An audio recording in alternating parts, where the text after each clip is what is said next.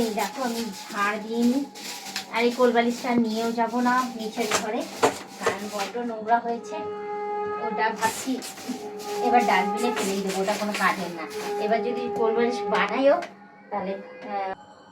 Hello বন্ধুরা, welcome to my channel. তোমরা সবাই কেমন আছো? আশা করি তোমরা সবাই খুব ভালো আছো। এই দেখুন চুলটাকে আটকে নিই, না আটকালে আমি পাচ্ছি না। গরমে এই রিলস করতে এসেছিলাম, রিলস ভিডিও আমার কমপ্লিট হয়ে গেছে। এবার আমি যখন ছাদে এসেছি তাই ছাদের ঘরটা একটু পরিষ্কার আমি করে নিই, কারণ যতবার আমি ছাদে আসি রিলস ভিডিও করতে ততবারই আমি একটু ছাদের ঘরটা পরিষ্কার টরিষ্কার করে তারপর যাই। তো এই শাড়িটা এখন একটু গুজে নিই, না গুজলে হবে না, নাহলে আমি কিছু করতে পারবো না। ঘিমে স্নান করে যাচ্ছি। দেখো তুই ঝাঁটাটা কোথায়? এত গরম, এই ছাদের ঘর একটা পাখা নেই, সত্যি আর কি করবো, আর বুঝে উঠতে পারছি না।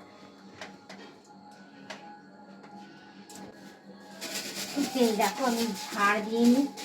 আর এই কোলবালিশটা নিয়েও যাব না নিচের ঘরে, কারণ বড্ড নোংরা হয়েছে। ওটা ভাবছি এবার ডাস্টবিনে ফেলেই দেবো, ওটা কোনো কাজের না। এবার যদি কোলবালিশ বানাইও তাহলে অর্ডার দিয়ে তুলোর কোলবালিশ বানাবো। একদম গায়ের মধ্যে কেমন চুল, আমার কত চুল ঝরছে দেখো, যে গায়ের মধ্যে আটকে আটকে যাচ্ছে। তো যাই হোক, আমি একটু ঝাড় দিয়ে নিই এগুলো।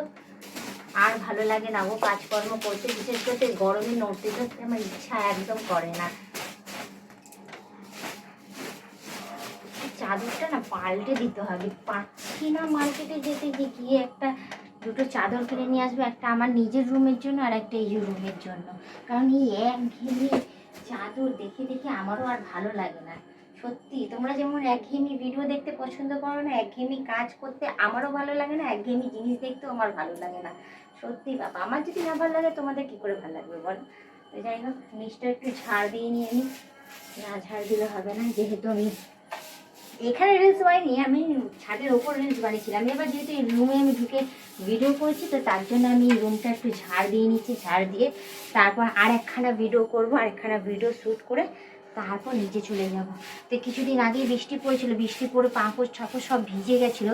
আর এই জায়গাটা দেখো ভেঙে গেছে, যে এই জায়গাটা ভেঙে গেছে। তো যাই হোক, ঠিক করা হয়েছে সেটা, তো ঠিক করে দিয়ে গেছে। আর এখনও পর্যন্ত আমি জল নিয়ে আসিনি, আর দিও নি, আর পুছিও নি। তো আসবো কাল পরশু, এসে একবার ছাদের ঘরটা পরিষ্কার করে দিয়ে যাবো। ভাবছি এখন করবো না, কারণ সামনে পুজো আসছে, তো আগে নিজের শরীরের যত্নটা নিয়ে নিই।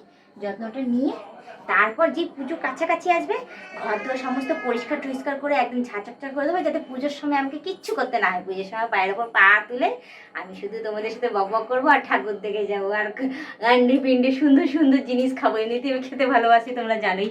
তো যাই হোক, আজকে আমি আমার পছন্দের ব্ল্যাক কালারের শাড়ি পরে চলে এসেছি। তোমরা সবাই জানো যে আমি কালো রং ভীষণ ভালোবাসি, কালো আমার খুব প্রিয় রং। তো তোমরাও কমেন্টে জানো তোমাদের কী কী রং কেমন ভালো লাগে না লাগে।